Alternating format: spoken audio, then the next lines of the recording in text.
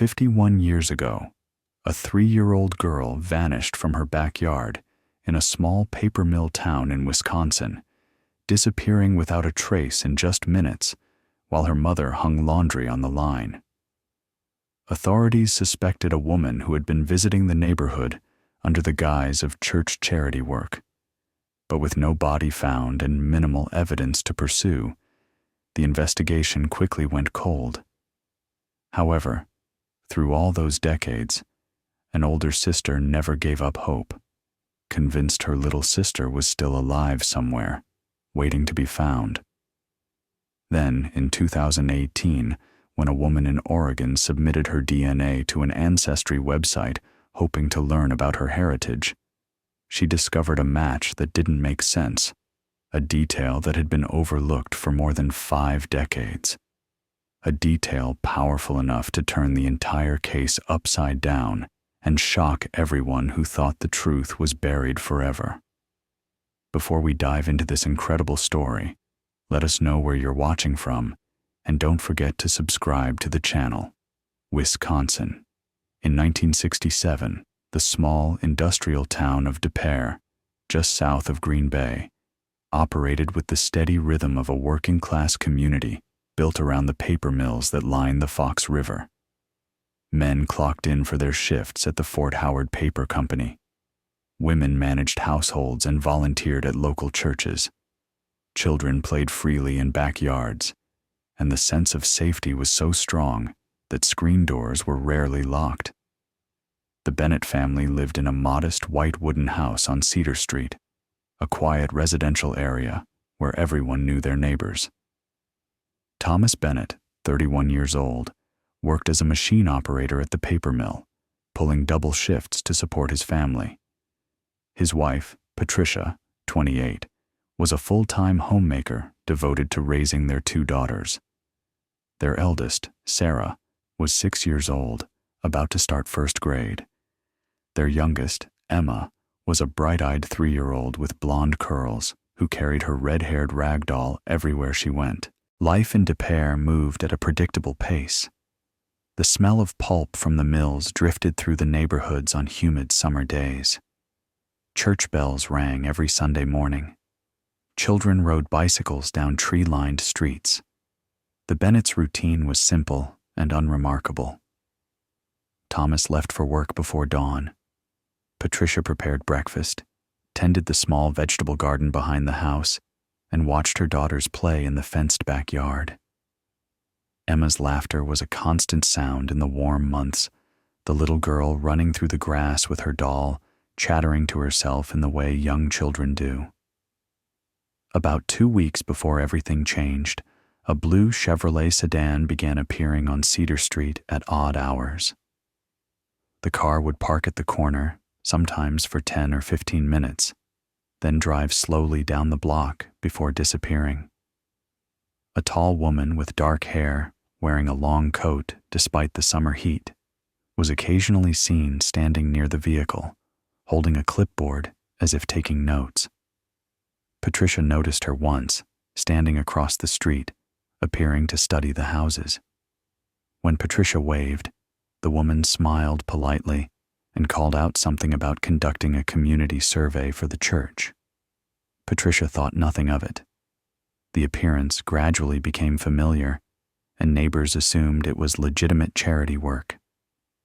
On the morning of August 14, 1967, the weather was warm and sticky, the air heavy with the scent of fresh-cut grass and the distant industrial smell from the paper mills. Thomas left the house at 5:30 a.m. for his shift. Patricia got the girls up around 8, made breakfast, oatmeal and toast, then began sorting laundry for the day's washing. Sarah sat on the front steps with a coloring book. Emma played in the fenced backyard, her red-haired doll clutched in one arm, chasing a butterfly near the garden fence. Around 10:15 a.m., Patricia carried a basket of wet laundry to the clothesline in the backyard. Emma was sitting on the grass about 15 feet away, talking to her doll. Patricia began hanging sheets, the wooden clothespins clicking as she worked. She turned her back for perhaps 3 or 4 minutes, concentrating on smoothing out wrinkles in a bedsheet. When she turned around, the yard was empty. The doll lay on its side in the grass. The back gate, which Patricia was certain had been latched, stood slightly open. She called Emma's name, softly at first, then louder. No response. Patricia dropped the laundry basket and ran to the gate, looking down the narrow alley that ran behind the row of houses. Nothing. She ran around to the front yard, calling for Emma, her voice rising into panic. Sarah looked up from her coloring book, confused by her mother's tone. Patricia ran to the neighbors on both sides, pounding on doors, asking if anyone had seen Emma. Mrs. Helen Kowalski, the elderly woman next door, said she had heard a car door close a few minutes earlier, but hadn't thought anything of it.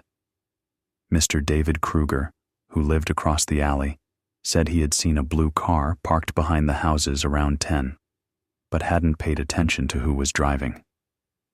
Patricia ran back inside and picked up the phone with trembling hands, dialing the operator to connect her to the Pere Police Department. Her voice broke as she reported that her 3-year-old daughter had vanished from their backyard. The call was logged at the Brown County Dispatch Center at 10:32 a.m. The operator recorded the initial information following standard procedure: the caller's name, address, the child's age, and the circumstances of disappearance. Based on Patricia's description, the disappearance window was estimated at less than 5 minutes. The child was last seen playing alone in a fenced yard, and a suspicious vehicle had been reported in the area. The dispatcher classified the call as a possible child abduction and activated the rapid response protocol.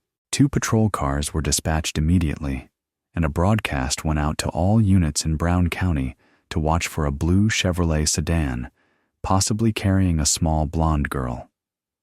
The first officers arrived at the Bennett house within 8 minutes. Sergeant Robert Halverson, a 15-year veteran of the Pere force, stepped out of his patrol car and quickly assessed the scene. Patricia Bennett stood in the front yard, Sarah clinging to her side, both in tears. Neighbors had begun to gather, some already searching nearby yards and calling Emma's name. Halverson immediately instructed everyone to stop moving through the backyard and alley area to preserve any evidence. He cordoned off the back gate with yellow tape and posted an officer to keep the area clear.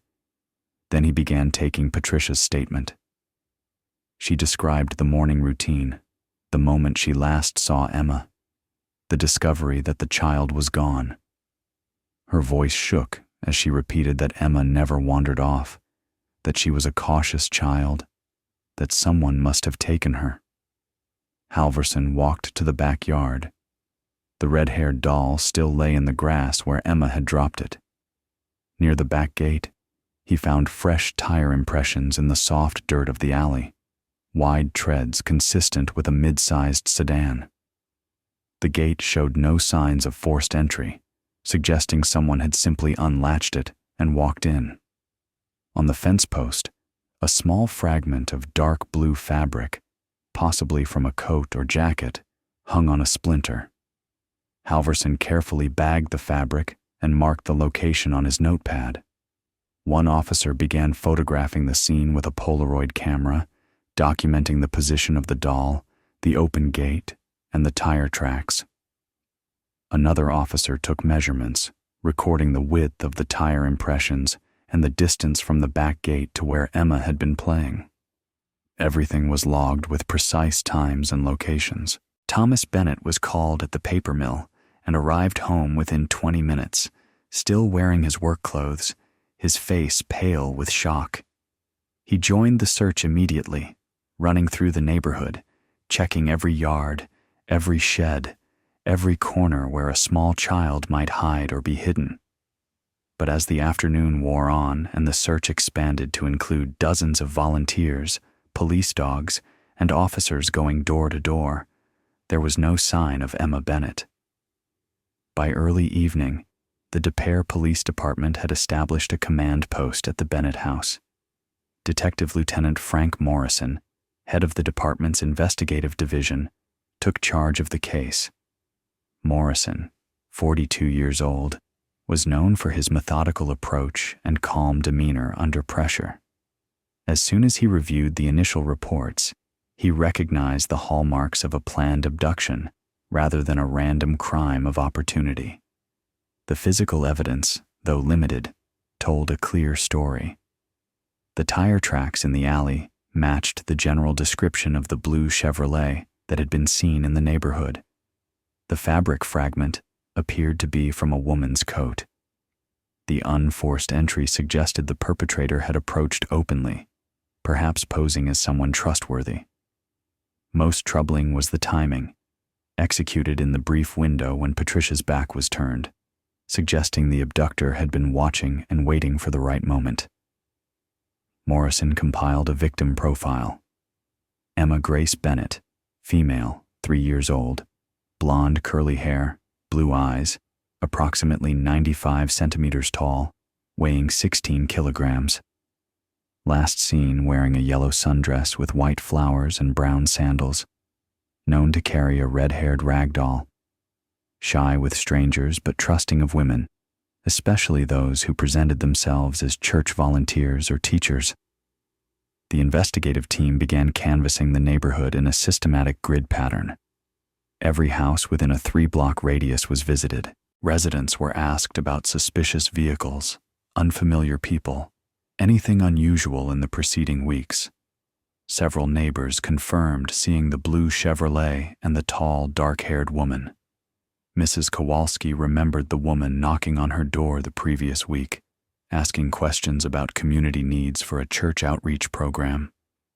She had seemed pleasant, professional, though Mrs. Kowalski couldn't remember which church she claimed to represent. The description was consistent across multiple witnesses. White female, late 30s to early 40s, approximately 175 centimeters tall, dark brown hair pulled back, wearing a long, dark coat despite the summer weather. She carried a clipboard and wore glasses.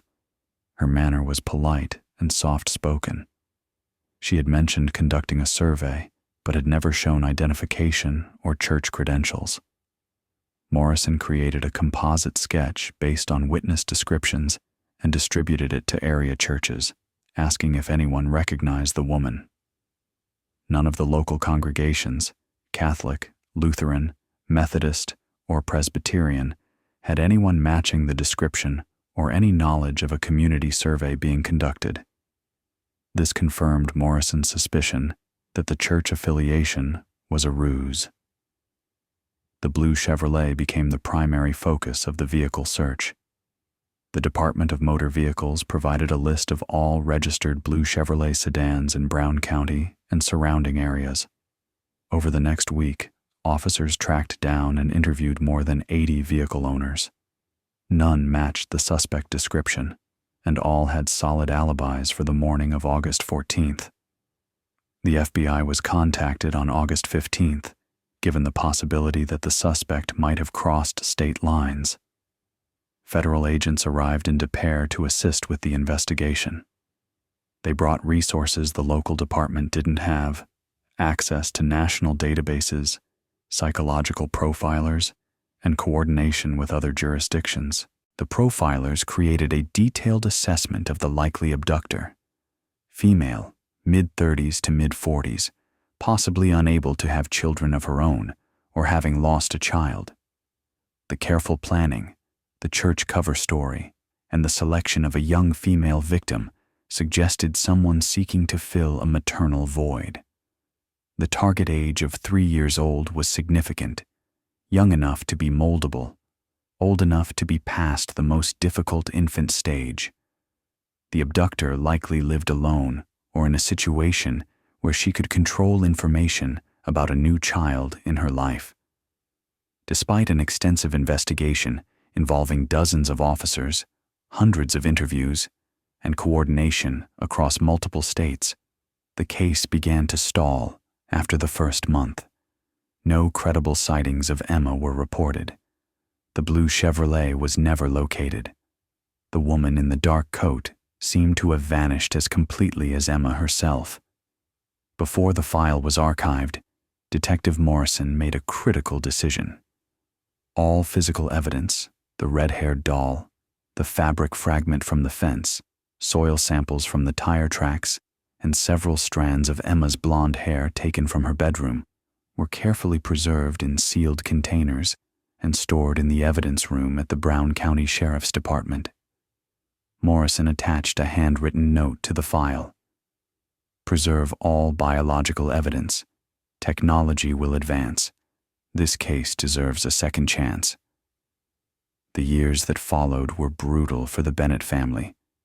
Patricia never moved from the house on Cedar Street, convinced that if Emma somehow escaped or remembered, she would come home, and her mother needed to be there waiting. She kept Emma's bedroom exactly as it had been on August 14th, 1967. The small bed with its yellow quilt, the toy box in the corner, the photographs on the dresser.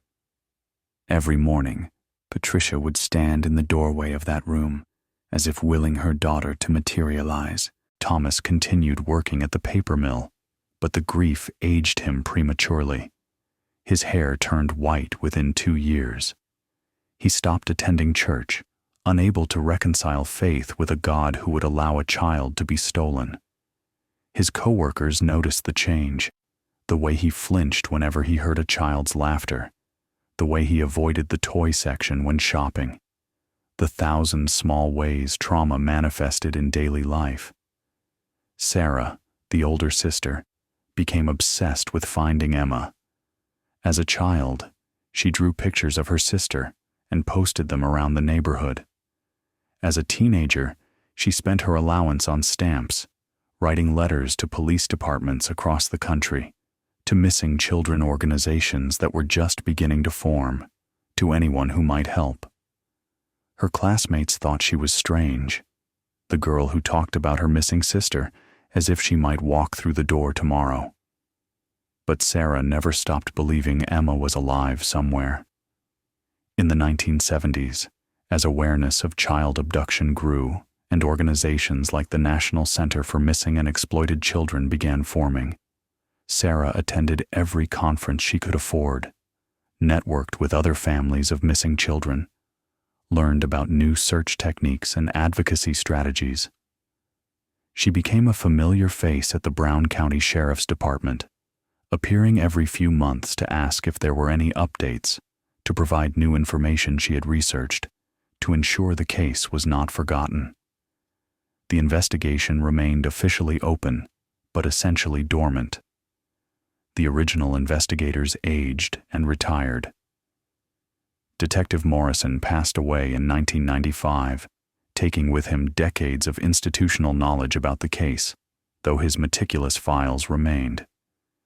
New officers would occasionally review the Emma Bennett file, but without new leads or technology, there was nothing substantive to pursue beyond what had already been done. In 1973, during a departmental reorganization following the merger of Pere Police Department with the Brown County Sheriff's Department, the Emma Bennett case file was accidentally mislabeled during the consolidation of records. A clerk, overwhelmed with thousands of files to process, saw that Emma had been 3 years old at the time of disappearance and made an assumption. The case was moved from child abduction, active, to runaway voluntary missing, inactive. This administrative error, a simple checkbox marked incorrectly on a transfer form, would have catastrophic consequences for the next 45 years. When Wisconsin began implementing new missing children protocols in the 1980s, triggered by high-profile cases like the Jacob Wetterling abduction, officials reviewed all child abduction cases to ensure they were being actively worked. But the Emma Bennett case, mislabeled as a runaway, did not appear in those searches. The computer systems being implemented in the late 1980s and early 1990s relied on the category codes from the original filing. The wrong code meant Emma's case was invisible to the very systems designed to help find her. In 1984, when the National Center for Missing and Exploited Children began coordinating with state agencies to create comprehensive databases, Wisconsin submitted its active child abduction cases. Emma Bennett was not among them. She remained in the runaway category, a nonsensical classification for a 3-year-old, but one that no one caught because the original context had been lost in the bureaucratic shuffle. Thomas Bennett died in 1989 from a heart attack at age 53. The official cause was cardiac arrest, but those who knew him understood it was a broken heart. He had lived 22 years without his daughter, 22 years of unanswered questions, 22 years of guilt for being at work when Emma was taken, 22 years of what-ifs that slowly destroyed him from within. At his funeral, Patricia stood at the graveside, barely able to stand, and whispered, "You're with her now, Tom. If she's gone, you're with her. If she's alive, watch over her until we find her." Patricia remained in the house on Cedar Street, growing frailer with each passing year, but never abandoning hope. She celebrated Emma's birthday every year, baking a cake, singing happy birthday to an empty room, adding another candle to mark another year of absence. The ritual was heartbreaking to witness, Sarah later recalled, but it was also her mother's way of keeping Emma alive, of refusing to accept that she was gone forever. Neighbors who had known the Bennetts since the 1960s moved away or passed on. New families moved in who had never heard of Emma Bennett, who had no memory of the blue Chevrolet or the woman in the dark coat. The case faded from community consciousness, becoming just another tragic story from the past that people vaguely remembered but could no longer quite place. By the late 1990s, DNA technology had revolutionized criminal investigation. The FBI's combined DNA index system, CODIS, launched in 1998, offered new possibilities for solving cold cases. Wisconsin was an early adopter, establishing its own state DNA database and beginning to review old cases for biological evidence that could be tested. But the Emma Bennett case, buried in the wrong category, did not appear when cold case units searched for abduction cases with preserved evidence. The very technology that could have solved Emma's case in the late 1990s never touched it because of a filing error made 25 years earlier. In 2003, Wisconsin began a comprehensive digitization of all criminal and missing persons files. It was a massive undertaking, thousands of paper files scanned and indexed, metadata entered into modern database systems. The project was meant to make historical cases searchable and accessible. But the digitization process relied on the existing category codes. Emma Bennett's file was digitized and entered into the system as Runaway Inactive 1967. The digital age offered new tools, but also perpetuated old errors at the speed of computers. In 2008, Patricia Bennett died at age 69, having spent 41 years waiting for her daughter to come home. In her final days, weak from pneumonia, she clutched a photograph of Emma as a toddler and whispered to Sarah, "Promise me you won't stop looking. Promise me." Sarah, 47 years old by then, with teenage children of her own, made that promise. At her mother's funeral, Sarah stood at the graveside between her parents' plots and renewed her vow. "I'll find her, Mom. I won't stop until I do." That same year, Sarah submitted her DNA to a newly established database called NamUs, the National Missing and Unidentified Persons System, created by the National Institute of Justice to provide a centralized repository for missing persons information. The process was simple. She swabbed the inside of her cheek, packaged the sample according to instructions, and sent it to the University of North Texas Center for Human Identification. The sample was logged as NamUs ID S47823 and entered the system on September 12, 2008. Sarah's covering letter explained that her sister Emma had been abducted in 1967, that her parents had both died waiting for answers, and that she hoped someday, somehow, DNA might provide closure. The The letter was filed with thousands of others from desperate families, each one hoping that science might succeed where traditional investigation had failed. Over the next decade, Sarah's life continued in the rhythm of quiet persistence.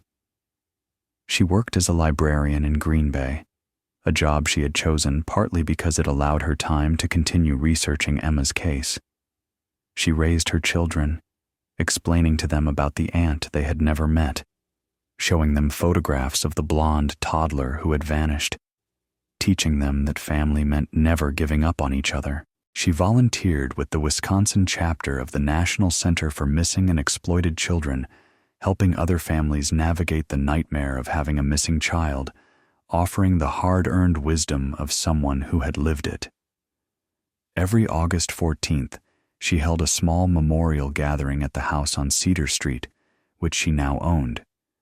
She would light candles, display photographs of Emma at age 3, and computer-generated age progression images showing what Emma might look like at 10, 20, 30, 40 years old. Neighbors and a few old family friends would attend, the group getting smaller each year as people moved on or passed away. But Sarah never missed a year. It was her promise to her parents, to Emma, to herself. Most people in Pere had forgotten the case entirely. New generations had grown up with no knowledge of the little girl who had vanished in 1967. The house on Cedar Street was just another house. The backyard where Emma had played was just another backyard. Time had erased the visible scars, even as Sarah carried them invisibly every day. In 2014, Sarah attended a conference on genetic genealogy and missing persons identification. She learned about how commercial DNA databases like Ancestry and 23andMe were revolutionizing the field, how genetic matches between distant cousins could be used to build family trees and identify unknown persons. The speaker, a detective from California who had solved a 40-year-old murder using genetic genealogy, explained that the same techniques could potentially identify long-missing persons if they or their relatives had submitted DNA to these databases. Sarah left that conference with renewed hope. She submitted her DNA to 3 additional commercial databases, paying the fees out of her own pocket. She wrote detailed profiles, explaining that she was searching for her sister Emma, including photographs, case details, and contact information. She made her genetic information public, hoping that somewhere, somehow, Emma or someone connected to her might see it. In March 2018, more than 3,000 kilometers away in Portland, Oregon, a 54-year-old woman named Catherine Davis sat at her kitchen table, staring at her computer screen with a growing sense of unease. Catherine was an elementary school librarian, unmarried, living a quiet life in a modest apartment. She had always felt a vague sense of disconnection from her past, strange gaps in her early childhood memories, a persistent feeling that something about her history didn't quite fit together. Her mother, Dorothy Davis, had died 3 years earlier from cancer. Going through her mother's belongings, Catherine had found a birth certificate that looked oddly new for a document supposedly issued in 1964. The paper seemed too white, the typeface slightly different from other documents from that era. Catherine had mentioned this to friends, who suggested she was overthinking things, but the nagging doubt remained. On a whim, Catherine decided to submit her DNA to an Ancestry website. She was curious about her ethnic background, interested in potentially finding distant cousins, hoping to fill in some of the blanks her mother had been evasive about. The process was simple. She spit into a tube, sealed it, and mailed it off. The sample was logged on March 8, 2018, and entered the database for processing. 6 weeks later, Catherine received an email notification that her results were ready. She logged into the website, expecting to see a breakdown of European percentages and maybe a few fourth cousin matches. Instead, she found something that made no sense at all. The system showed a close familial match to a woman named Sarah Bennett in Wisconsin. The shared DNA was 24.7%. Not a distant cousin, not a great aunt. The website's algorithm was unambiguous. This level of match indicated a half-sibling relationship. Catherine stared at the screen, her hands beginning to shake. She was an only child. Her mother had told her that. Her father, Dorothy said, had died before Catherine was born, and there were no other children, no other family. But the DNA didn't lie. The woman in Wisconsin shared enough genetic material to be her sister. Catherine clicked on Sarah Bennett's profile, which was public and included a message. Searching for my sister Emma Grace Bennett, abducted from Pere, Wisconsin on August 14, 1967. She was 3 years old. If you have any information, please contact me. Catherine's heart hammered in her chest. 1967. She had been born in 1964, according to her birth certificate. But that would make her 54 now, and she had always felt her birthday, April 3rd, was somehow wrong. She had no memories before age 5 or 6, which her mother had explained away as normal childhood amnesia. But what if it wasn't normal? What if there was a reason she couldn't remember her early years? Catherine sat at her computer for hours, researching the Emma Bennett case, finding old newspaper articles, police reports that had been digitized, photographs of a smiling blonde toddler holding a red-haired doll. There was something achingly familiar about the face in those photos, something that tugged at the edges of memory she couldn't quite reach. The next morning, her hands still trembling, Catherine called the phone number Sarah Bennett had listed on her profile. Sarah answered on the second ring. Catherine's voice cracked as she said, "My name is Catherine Davis. I think you might be my sister." The conversation that followed was cautious, emotional, filled with disbelief on both sides. Sarah explained the abduction, the decades of searching, the DNA sample she had submitted to NamUs. Catherine described her mother, Dorothy Davis, who had lived in Wisconsin briefly in the late 1960s before moving to Oregon, who had always been vague about family history, who had worked as a home health aide and had lived a solitary, reclusive life. Sarah contacted the Brown County Sheriff's Department the next day. The call was transferred to Detective Maria Gonzalez, who headed the department's newly formed cold case unit. When Sarah explained about the DNA match, Gonzalez was skeptical. Cases this old rarely had happy endings, but the DNA match percentage was compelling, and the timeline fit. Gonzalez pulled the Emma Bennett file, which required a search through mislabeled archives. The file was dusty, the pages yellowed, but everything was still there. Morrison's meticulous notes, the photographs of the crime scene, the witness statements, and most importantly, the preserved evidence, including the strands of Emma's hair that had been carefully stored for 51 years. The hair samples were transported to the Wisconsin State Crime Laboratory in Madison. Using modern DNA extraction techniques, forensic specialists were able to develop a complete genetic profile from the degraded samples. The process took 3 weeks, the old hair yielding DNA slowly, but the lab's advanced methods eventually produced a usable profile. On May 15, 2018, the results came back.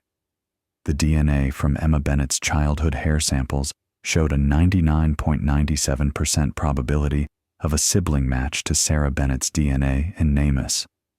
More significantly, the same DNA showed a 99.94% probability of being identical to Catherine Davis's DNA from the Ancestry website. The match was conclusive. Catherine Davis, the 54-year-old librarian in Portland, was Emma Grace Bennett, who had vanished from a backyard in Pere 51 years earlier. The genetic genealogy investigation that followed worked backward from Catherine's DNA to build a family tree. Analysts traced her connections, confirming that she had no genetic relationship to Dorothy Davis, the woman who had raised her. Dorothy's own DNA, obtained from medical records before her death, showed no familial connection to Catherine whatsoever. Investigators then traced Dorothy Davis's movements in the late 1960s. Records showed she had lived in Green Bay, Wisconsin from 1965 to 1968, working as a home health aide for a Catholic charity organization. In August 1967, she had abruptly quit her job and moved to Oregon, giving no forwarding address. 3 months after arriving in Portland, she had registered a 3-year-old child, Catherine Davis, using a forged birth certificate. The forgery was sophisticated for its time. Dorothy had used a deceased infant's real birth certificate as a template, changing just enough details to create a new identity. The Social Security number she obtained for Catherine was legitimate, acquired through false documentation that claimed the child had been born at home. In 1967, before computerized cross-referencing, such forgeries were difficult to detect. Investigators cross-referenced Dorothy Davis with the original 1967 case file.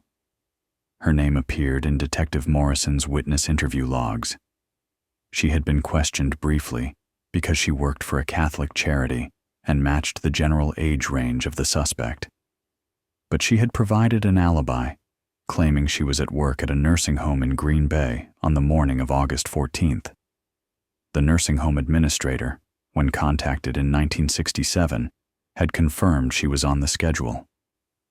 What Morrison hadn't known was that Dorothy had called in sick that morning, and the administrator, overwhelmed and dealing with a staff shortage, had confused the dates when police asked.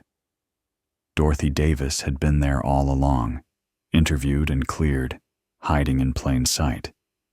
The dark-haired woman in the long coat, the person conducting the fake church survey, the woman who had watched Emma playing in the backyard and had waited for the perfect moment to unlatch the gate and walk away with a trusting 3-year-old child. Detective Gonzalez faced one of the most difficult conversations in her career. She flew to Portland and met Catherine at a quiet office at the Portland Police Department.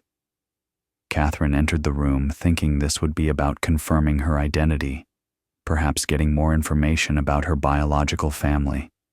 She had no idea that everything she knew about herself was about to shatter. Gonzalez began carefully. She explained about a missing child case from 1967, showed photographs of the Bennett family, of young Sarah and her parents, of the house on Cedar Street. Catherine looked at the photos, trying to find something familiar, but they were strangers. Then, Gonzalez presented the DNA evidence. Catherine, your biological name is Emma Grace Bennett. You were taken from your backyard in Pere, Wisconsin on August 14, 1967, when you were 3 years old. The woman who raised you, Dorothy Davis, she wasn't your mother. She kidnapped you. The words didn't make sense. Catherine stared at the documents, the DNA reports, the photographs. That's not possible, she whispered. Dorothy was my mother. She raised me. She loved me. But the DNA was irrefutable. The genetic match to Sarah Bennett was absolute. The evidence showed that Dorothy Davis had no biological connection to her at all. Who am I then? Catherine finally asked, her voice breaking. Over the next hours, with a trauma counselor present, Catherine processed information that rewrote her entire existence. Her childhood memories were real, but her mother was a kidnapper. Her birth certificate was forged. Her family history was fabricated. She had a sister, a biological family, who had been searching for her for 51 years. Everything she had believed about herself was built on a crime. The hardest part, she later told her therapist, was that I couldn't hate Dorothy. She raised me. She was kind to me. She made sure I went to college. She was the only parent I ever knew. How do you process that the person who gave you everything also stole everything from you? 2,000 kilometers away in Green Bay, Sarah Bennett received a call from Detective Gonzalez. After 51 years of waiting, the words she had never allowed herself to stop believing finally came. Emma has been found. She's alive. Sarah's scream brought her husband running from the other room. She collapsed, sobbing, unable to process that the search was over, that her sister was alive, that the impossible had happened. When she could speak again, her first questions tumbled out. Where is she? Can I see her? When? How? Gonzalez explained gently that Emma, who now went by Catherine, was struggling with the revelation, that she had no memory of Sarah or her family, that reunion would need to be carefully managed. Sarah understood, but her pain was visible. I've waited 51 years, she whispered into the phone. I can wait a little longer, but please, tell her I never stopped looking. Tell her we never forgot. Both sisters were counseled extensively before the reunion. Catherine was told she would feel nothing when she saw Sarah, that lack of recognition was normal, that her conflicted feelings about Dorothy were valid. Sarah was told that Emma, Catherine, was a stranger, that she might resist, that patience was essential. The reunion was arranged at the Brown County Sheriff's Department on June 3, 2018. Both sides were terrified. Catherine flew from Portland to Green Bay, having spent the previous 2 weeks looking at childhood photographs of herself as Emma, trying to remember, trying to feel something. Nothing came. The blonde toddler in the photos was a stranger. Sarah waited in a conference room, clutching a folder of photographs, Emma's baby bracelet from the hospital, letters Patricia had written but never sent. When the door opened and Catherine entered, Sarah gasped, her hand flying to her mouth. The woman standing in the doorway had their mother's eyes, the same blonde hair, now streaked with gray, the same way of holding her shoulders. You look just like Mom, Sarah whispered, tears already falling. Catherine stood in the doorway, looking at this 57-year-old woman whose DNA said they were sisters, whose face was unfamiliar, whose voice she had never heard until 2 months ago. There was no childhood memory, no flash of recognition. She was meeting her sister for the first time as a complete stranger. I'm sorry, Catherine said, her voice shaking. I don't remember you. I don't remember any of this. I know, Sarah replied, fighting to keep her composure. I know you don't. That's not your fault. That's what Dorothy took from us, your memories, your childhood. 51 years we should have had together. But you're here now. You're alive. That's what matters. They sat across from each other, two women connected by DNA and trauma, but separated by 5 decades, and a crime neither could undo. The conversation was halting, awkward, painful. Sarah told stories about Emma's early childhood, her first words, her love of her red doll, how she used to follow Sarah everywhere. Catherine listened, trying to connect with a past she couldn't access. Do I look like I did? Catherine finally asked. Yes, Sarah said, smiling through tears. You have Mom's eyes. You always did. And your voice, when you're thinking hard about something, you get this little crease between your eyebrows, just like you did when you were little. The meeting lasted 3 hours. There were tears, uncomfortable silences, moments of unexpected laughter when Sarah showed a photo of Emma covered in birthday cake. At the end, they agreed to meet again. No promises of instant sisterhood, no Hollywood reunion, just two strangers beginning the slow process of building something from nothing. Catherine returned to Portland emotionally exhausted. She couldn't process what she felt. grief for the mother she lost, the woman who had raised her but had stolen her, confusion about this biological family she didn't know, anger at being put in this impossible position, relief at finally knowing the truth. Sarah, meanwhile, experienced her own complex emotions: joy that Emma was alive, grief at the decades stolen, pain that Emma didn't remember her, guilt for feeling hurt by that lack of recognition. Both entered intensive therapy to navigate what psychologists call identity dissolution, the crisis that occurs when one's entire understanding of self is revealed to be false. There was no fairy tale ending to this part of the story. Catherine struggled with identity. Should she be Emma? Catherine? Some combination? She felt loyalty to Dorothy, even knowing what she'd done.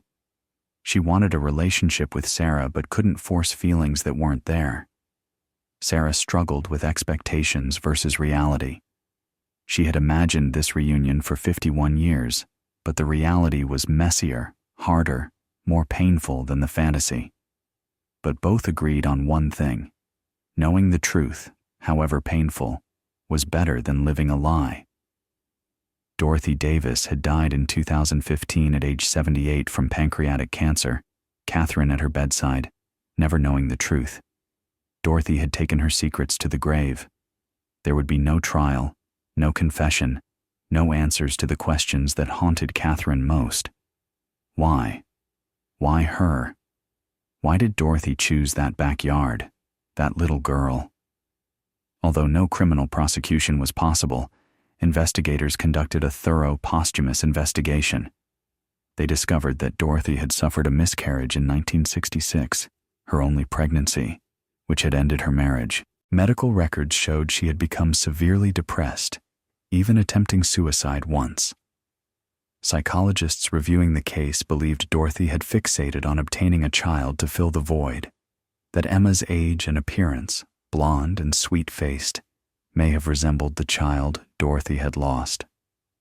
The Brown County Sheriff's Department cross-referenced Dorothy Davis with 47 other unsolved missing children cases from the 1960s and 1970s in the Midwest. 3 cases showed potential connections, similar methods, church-affiliated cover stories, blue Chevrolet sightings, but no physical evidence linked Dorothy to these cases. They remained classified as unresolved with possible connection. Without a living suspect, the case could not proceed to trial. However, the investigation was declared complete with the status solved, suspect deceased.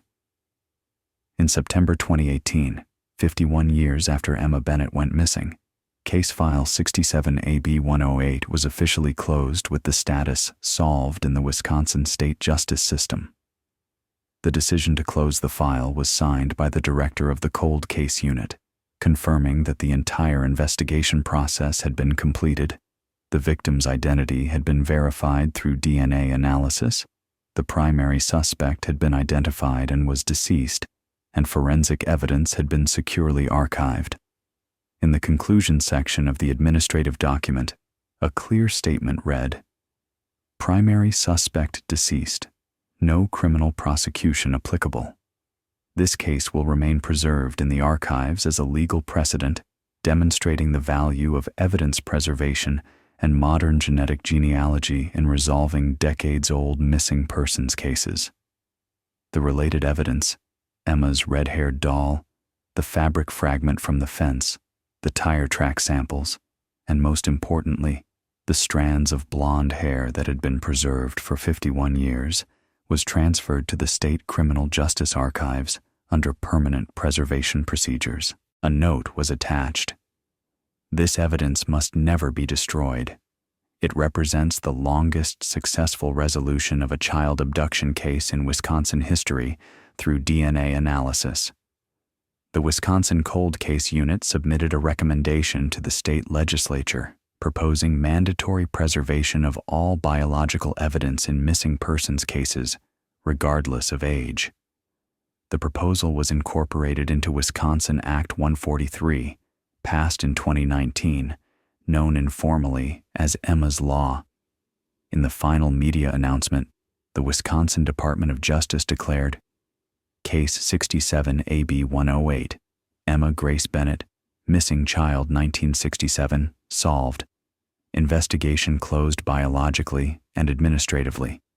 This case represents the longest cold case resolution in state history, 51 years from abduction to identification, and demonstrates the critical importance of evidence preservation and advancing DNA technology in bringing missing persons home.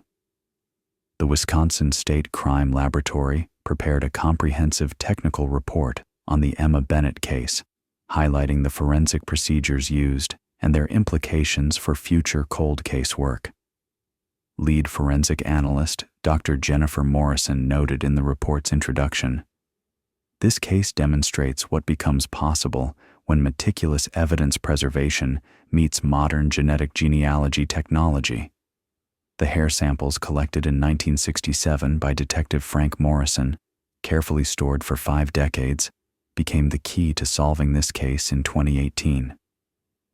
The report detailed that genetic genealogy databases had increased identity recovery chances by 68% in cases with degraded biological evidence while reducing analysis time to 1/3 of traditional investigative methods.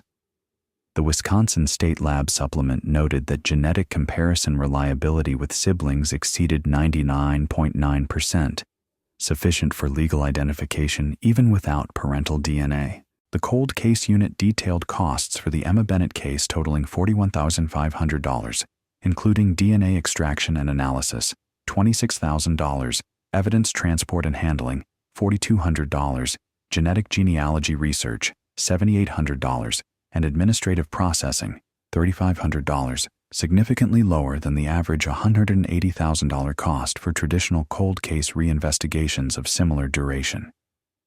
Detective Gonzalez remarked, "For the cost of 3 months of active investigation, we brought Emma Bennett home to her identity after 51 years.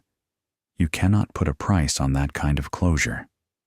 After the Emma Bennett case was publicized, voluntary DNA submissions to Wisconsin's NamUs database increased 73%, expanding the state genealogy database by over 18,000 records in 1 year. Among those new submissions were 231 families who had been waiting decades for answers about their own missing loved ones. The NamUs director stated, "Emma's story gave thousands of families renewed hope that their cases could still be solved." The collaboration between the Brown County Sheriff's Department, the Wisconsin State Crime Lab, the FBI, and the NamUs system was cited by the Department of Justice as an exemplary model of interagency cooperation. The coordinated effort reduced typical processing time from 8 months to 11 weeks, enabling faster resolutions for other pending cases. The technical report noted that through genetic cross-referencing with Emma's case data, investigators identified potential connections to 2 other Wisconsin missing children cases from the 1970s, both involving similar circumstances and suspect descriptions. These cases were forwarded to the Midwest Child Recovery Project for expanded investigation. In November 2018, one of these cases resulted in another victim being identified and reunited with family after 44 years. The report's conclusion stated, "Next-generation genetic technology not only provides identification tools, but fundamentally transforms how we approach historical missing persons cases. With properly preserved biological evidence, DNA can reconstruct identity across decades, restoring truth when witnesses are gone and memories have faded." The report emphasized that each solved case creates exponential benefits, encouraging database participation and improving resolution rates across the entire system. The final section projected that if current trends continued, Wisconsin's integrated DNA database would contain over 50,000 family reference profiles by 2025, potentially solving an estimated 120 additional cold cases annually. Emma Bennett was one success story, the report concluded, but she represents hundreds who could still come home if we maintain these systems and never stop believing resolution is possible. For Catherine, now learning to answer to Emma in some contexts while remaining Catherine in her daily life, the process of integration continued. She chose to use both names, Emma Grace Bennett on legal documents, but Catherine in her professional and social life. It felt like the only honest approach. She was both people, and denying either felt like erasing part of herself. The legal process of reclaiming her identity was surprisingly complex. Catherine worked with attorneys to navigate the bureaucratic maze of correcting 51 years of documentation. Her Social Security number, issued under false pretenses in 1967, had to be reconciled with her true identity. Her birth certificate, the forged document Dorothy had created, needed to be voided and replaced with the original from 1964. Her employment records, tax returns, credit history, everything tied to Catherine Davis needed to be linked to Emma Grace Bennett without destroying the life she had built. The Oregon Department of Motor Vehicles issued her a new driver's license listing her legal name as Emma Grace Bennett, but noting also known as Catherine Davis. Her bank accounts were transferred. Her teaching credentials were updated. Insurance policies, retirement accounts, property records, each required affidavits, DNA evidence, court orders. The administrative burden of correcting a stolen identity proved almost as overwhelming as the emotional burden. But perhaps more challenging than the paperwork was the question of how to live as both people simultaneously. At the library where she worked, colleagues had known her as Catherine for 15 years.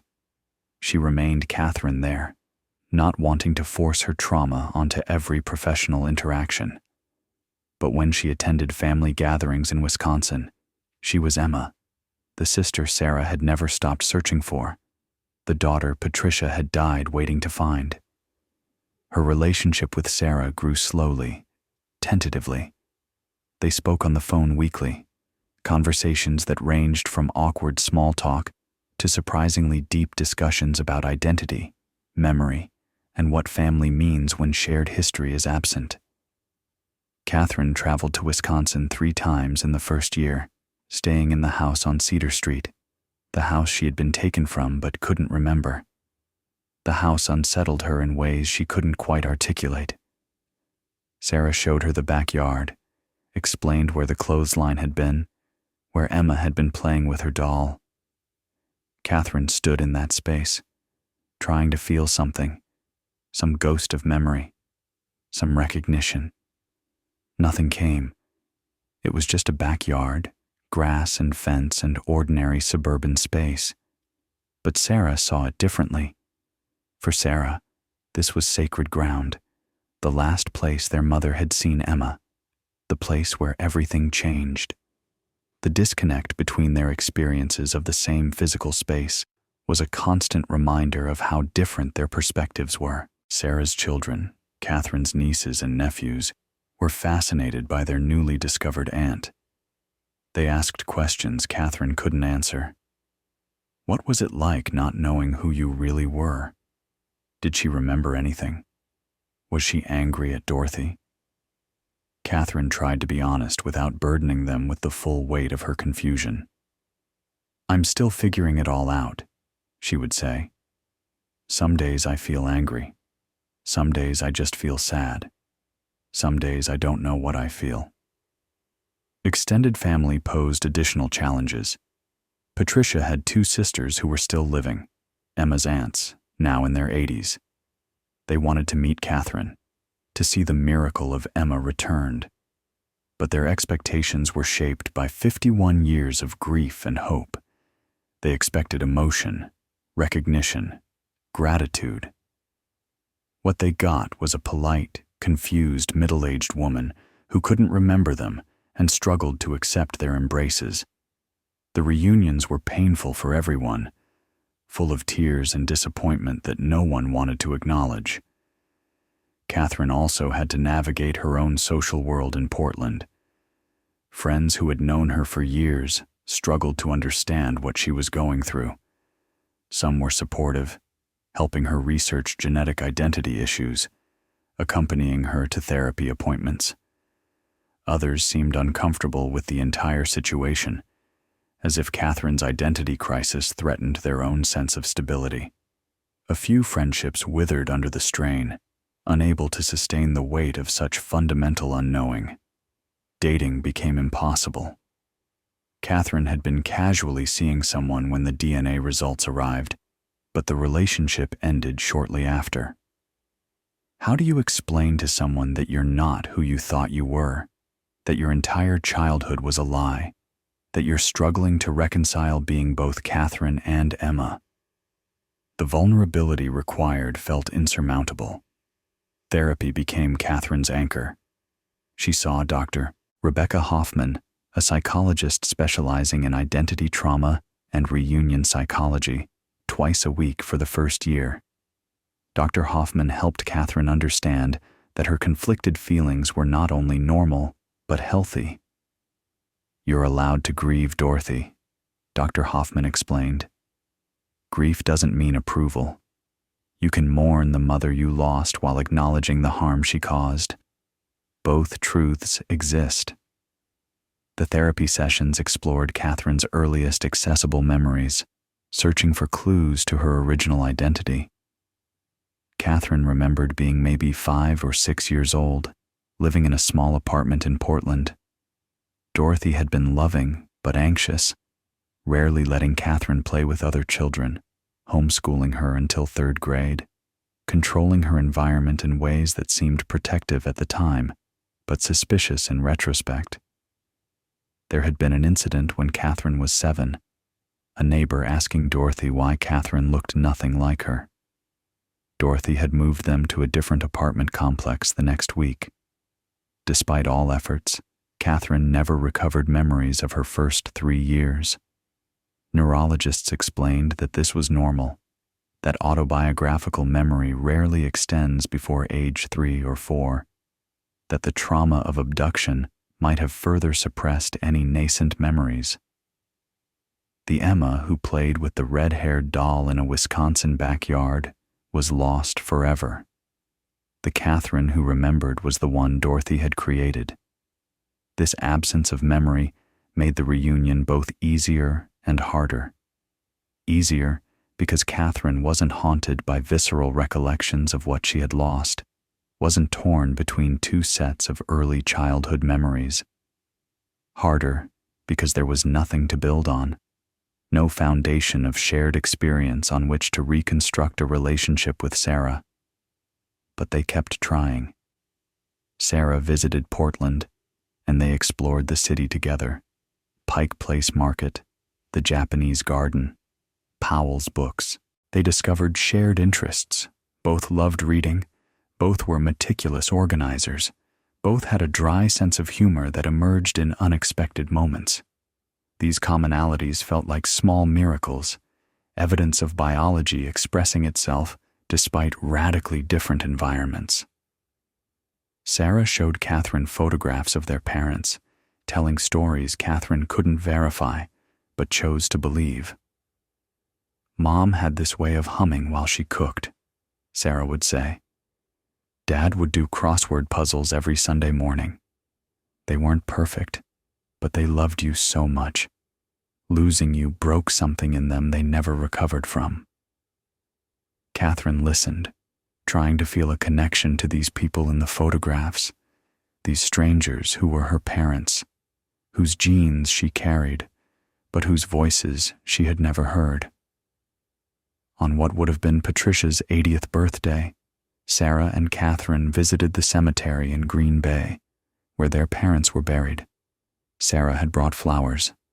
Catherine stood at the graves, reading the inscriptions. Thomas Bennett, 1936-1989, beloved husband and father. Patricia Bennett, 1939-2008, forever waiting, forever believing. Sarah cried quietly. Catherine felt like an intruder, standing at graves of people she didn't remember, mourning strangers who had mourned her. "I wish I could feel what you feel," Catherine finally said. "I know," Sarah replied. "But maybe that's okay. You don't have to grieve the same way I do. You don't have to feel guilty for not remembering. They loved you. That love existed even if you can't remember it. That's enough." Catherine struggled most with her feelings toward Dorothy, feelings that changed daily, sometimes hourly.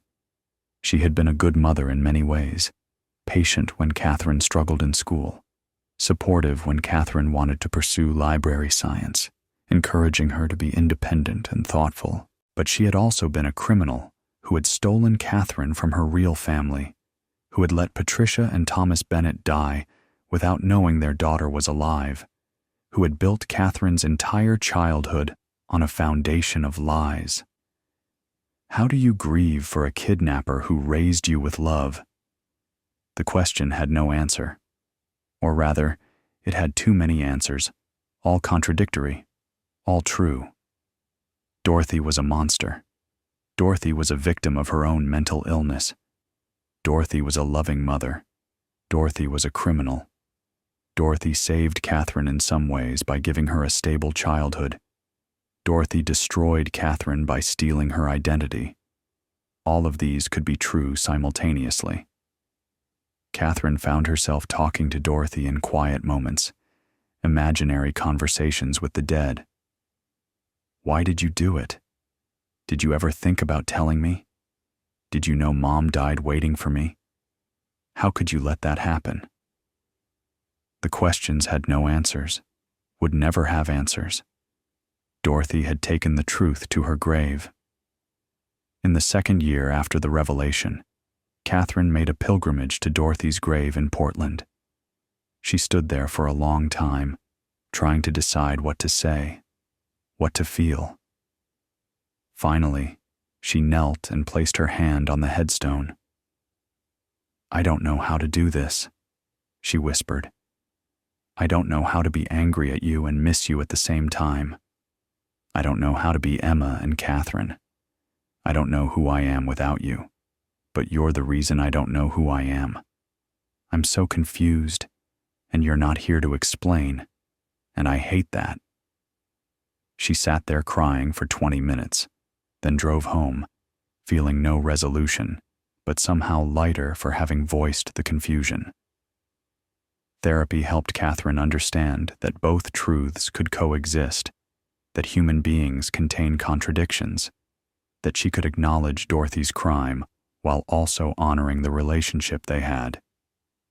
"You're not betraying Emma by missing Dorothy," Dr. Hoffman explained, "and you're not betraying Dorothy by embracing your identity as Emma. You contain multitudes. That's not confusion. That's wholeness." Slowly, cautiously, Catherine began to build a life that incorporated both identities. She joined a support group for reunited adoptees and abductees, finding solace in meeting others who understood identity fragmentation. She attended family gatherings in Wisconsin, gradually building relationships with nieces, nephews, cousins.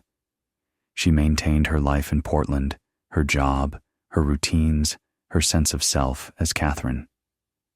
The Emma Bennett case led directly to the creation of Project Second Chance, a federal initiative to review 8,400 archived missing children cases from 1960 to 1990 using modern DNA technology and genetic genealogy. The program was formally announced at a ceremony in Madison, attended by Catherine and Sarah. When asked to speak, Catherine said simply, "If my story can help one other family find answers, then these 51 years of confusion have meaning." The program director noted that within its first 18 months, Project Second Chance had already contacted 14 families with potential DNA matches, resulting in 3 confirmed identifications. In 2019, the Wisconsin State Legislature passed Assembly Bill 287, known as Emma's Law, requiring permanent preservation of all biological evidence in missing persons cases, prohibiting transfer to different categories without DNA verification, and mandating automatic periodic comparison with national genealogy databases. The bill was championed by Emma Bennett, who testified before the state Senate about the importance of never destroying evidence. Her testimony was described by Senator Margaret Holcomb as one of the most powerful moments I've witnessed in 22 years of public service. When Sarah described her mother dying without knowing Emma was alive, without knowing that the evidence to find her existed in a sealed bag in a storage room, every person in that chamber understood why this law matters. The amendment passed with bipartisan support, 31-2. The case became a standard training module for investigators throughout the Midwest, emphasizing evidence preservation, the value of DNA databases, family-centered reunion protocols, and proper case file management. Detective Maria Gonzalez, who now teaches cold case investigation courses at the Wisconsin Law Enforcement Academy, tells her students, "I keep Emma Bennett's photo on my desk, the blonde toddler holding the red doll. It reminds me that the evidence we collect today might solve a case in 2075. Every hair sample, every fiber, every piece of biological evidence could be someone's only chance at the truth. Handle it like it matters, because someday it will." The Emma Bennett Fund was established in 2019 to support DNA testing for families who cannot afford commercial ancestry services, provide reunion counseling for victims and families, and fund cold case reviews in Wisconsin. As of 2023, the fund has provided DNA testing for 127 families, supported 8 victim family reunions with professional therapy services, contributed grants totaling $340,000 to 12 Wisconsin County cold case units, and helped solve 6 additional missing persons cases through genetic genealogy. The fund's director, a reunited family member from a different case, explained, "Every donation represents someone who believes no family should wait as long as the Bennetts did." Following the Emma Bennett case, Wisconsin's participation in genealogy databases increased dramatically. The combined NamUs and commercial ancestry database submissions grew from 2,400 per month before the case to 11,800 per month afterward. More significantly, 64% of new submissions cited Emma's story as their motivation. Her case showed people that submitting DNA isn't just about finding your ethnic percentages, explained the database administrator. It's about being part of a system that brings people home. Every profile increases the chances that the next Emma will be found sooner. The ripple effect continued to expand. 47 other families whose children went missing between 1960 and 1980 submitted DNA samples following the Emma Bennett case announcement, leading to 9 confirmed matches and 6 cases being solved by 2023. Among them was the Peterson family from Minnesota, whose son had vanished in 1973 and was identified in 2020 living in Nevada, having been raised under a false identity similar to Emma's situation. Every August 14th, the anniversary of Emma's disappearance, Green Bay holds a Lights for the Missing ceremony at the Brown County Courthouse, where families gather to light candles for unresolved cases. Catherine attended the first 3 ceremonies, sitting quietly among other families, a living reminder that resolution is possible. When asked what message she had for families still waiting, she replied, "Don't let anyone tell you to give up hope. I was gone 51 years, and I came home. Your person can too. The truth is out there, waiting to be found. Sometimes it just takes time and the right technology to bring it into light." The story of Emma Grace Bennett, the child who vanished in 1967 and was found after 51 years, is not just a solved case, but a profound reflection of the values of perseverance, responsibility, and belief in human progress that define American society at its best. When Detective Frank Morrison made the decision to carefully preserve biological evidence in 1967, He could not have known that those hair samples would solve the case half a century later, but he understood something fundamental, that evidence is sacred, that every case deserves a future chance, that technology would advance and justice might still be possible if we refused to destroy what we had collected. When Sarah Bennett submitted her DNA to NamUs in 2008, she was not just searching for her sister. She was participating in a system that represents the best of American innovation and community.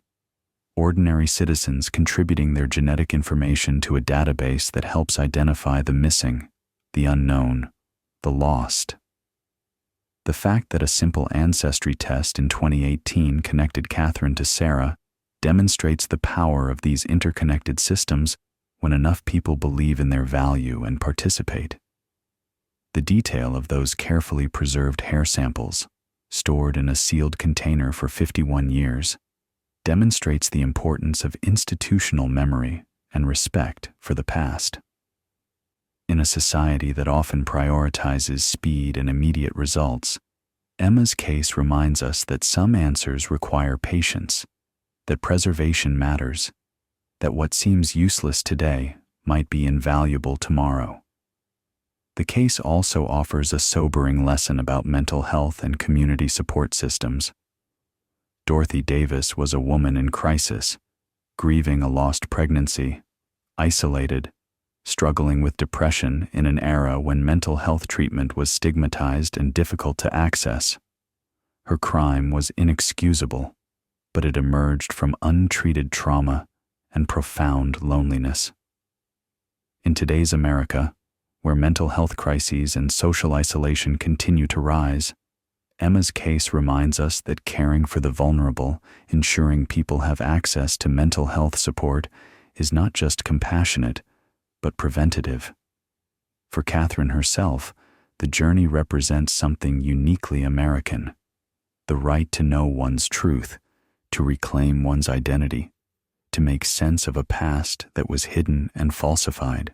Her struggle to integrate Emma and Catherine, to honor both her lived experience and her biological reality, reflects the complexity of identity in a nation built on reinvention and diversity.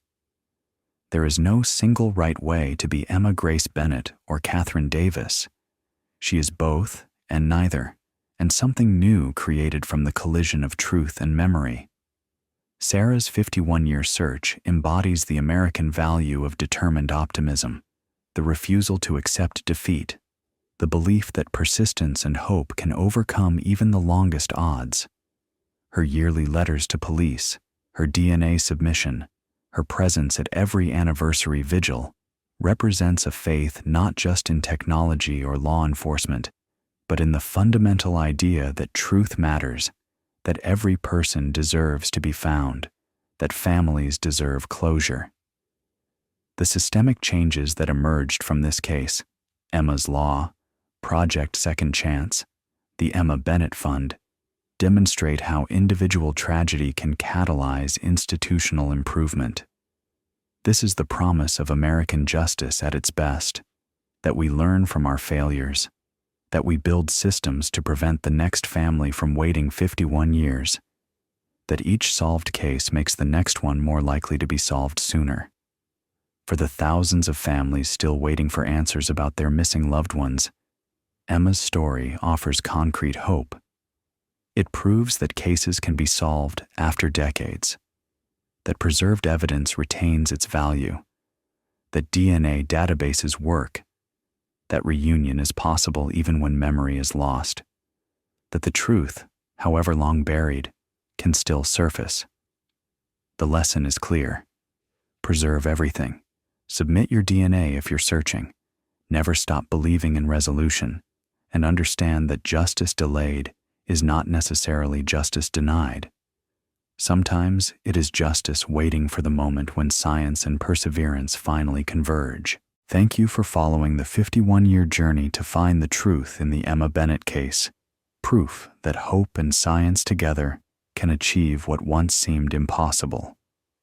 If you believe every missing person deserves to be found, please subscribe to the channel so we can continue sharing these stories of cases solved through determination, technology, and the refusal to forget. See you in the next video, where we continue proving that no case is ever truly closed as long as someone refuses to give up.